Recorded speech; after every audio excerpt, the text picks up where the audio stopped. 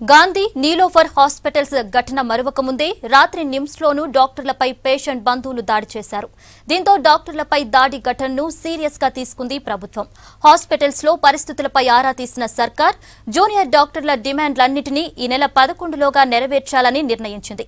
ఇక నుంచి పేషెంట్ల బంధువులు డాక్టర్లపై దాడులకు దిగితే కఠిన చర్యలు ఉంటాయని హెచ్చరిస్తోంది.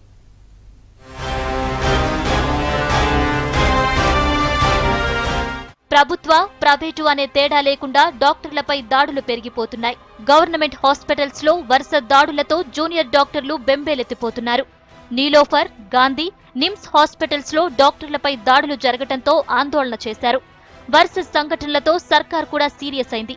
ఈ నెల 11లోగా హాస్పిటల్స్ లో సరైన భద్రతా చర్యలు, వసతులు కల్పిస్తామని చెప్పడంతో జూనియర్ డాక్టర్లు శాంతించారు. మా డిమాండ్స్ ఆల్మోస్ట్ అన్ని ఫుల్ఫిల్ చేశారు.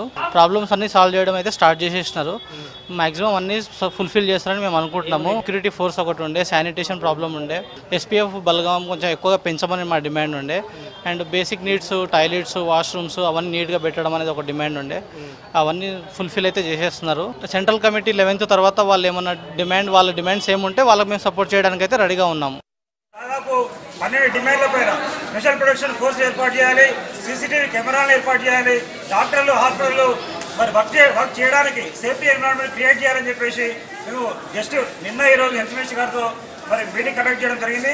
ఇమీడియట్లీ ఏవైతే 10 డిమాండ్ల పైన వెంటనే స్పందించి ఈ స్పెషల్ ప్రొటెక్షన్ ఫోర్స్ని, పోలీస్ అవుట్ పోస్ట్ని అన్ని టీచింగ్ హాస్పిటల్ ఏర్పాటు చేస్తామని చెప్పడం జరిగింది. ఇంకా సేఫ్టీ ఎన్విరాన్మెంట్ క్రియేట్ చేసి డాక్టర్లకు రక్షణ కల్పించాలని చెప్పేసి మేము తెలంగాణ ప్రభుత్వం విజ్ఞప్తి చేస్తా ఉన్నాం. డాక్టర్లపై దాడులను ప్రభుత్వం సీరియస్ గా తీసుకోవాలని సూచిస్తున్నారు వైద్యాధికారులు. కఠినమైన శిక్షలు పడకపోవడంతోనే వరుసగా దాడులు జరుగుతున్నాయని చెబుతున్నారు. ప్రజలు కూడా డాక్టర్ వృత్తిపై గౌరవం కలిగి ఉండాలని సూచిస్తున్నారు. పేషెంట్కు, డాక్టర్కి ఇద్దరి మీద నమ్మకం ఉండాలండి. ఇప్పుడు పేషెంట్ హాస్పిటల్కి వచ్చినప్పటికే ఆ పర్టికులర్ డాక్టర్ ట్రీట్ చేస్తున్నాడు, మనకి కావాల్సిన చర్యలన్నీ చేస్తున్నాడు. అటువంటి డాక్టర్ని మీరు నమ్మాలి. కానీ మనము ఏదో ఇది డెత్ అవుతుందని డాక్టర్ గుర్తుపట్టి ఇమీడియట్ సెక్యూరిటీని అందరిని వెళ్ళివ్వడం అనేది అదొక మంచి పద్ధతి కాదు. అంటే it is not a healthy trend. మనకు ఇద్దరికి పరస్పరంగా నమ్మకం ఉండి మనము ట్రీట్మెంట్ ఇచ్చుకోవాలి. కానీ ప్రతిసారి నేను ఏదో అవుతుంది కదా అని 10 మందిని వచ్చేయండి, నిలబడండి అంటే పేషెంట్స్ కూడా అది ఒక మంచి అన్హెల్తీ ఫీలింగ్ వస్తుంది. ఎందుకంటే వాళ్ళు కూడా బాధలు ఉంటారు. పేషెంట్ ఒక ట్రీట్మెంట్కి వచ్చాడు, అరే మన బాబు చాలా సీరియస్గా ఉన్నాడని, అటువంటి బాధల మనం ఏదో వాళ్ళని తీసుకొచ్చి నిలబెట్టి ఏదో భయపెట్టించినట్టు చేయడం అనేది కరెక్ట్ పద్ధతి కాదు. ఇలా హాస్పిటల్స్ లో పేషెంట్ల బంధువుల దాడులు మళ్లీ జరగకుండా చర్యలు చేపడుతున్నారు అధికారులు.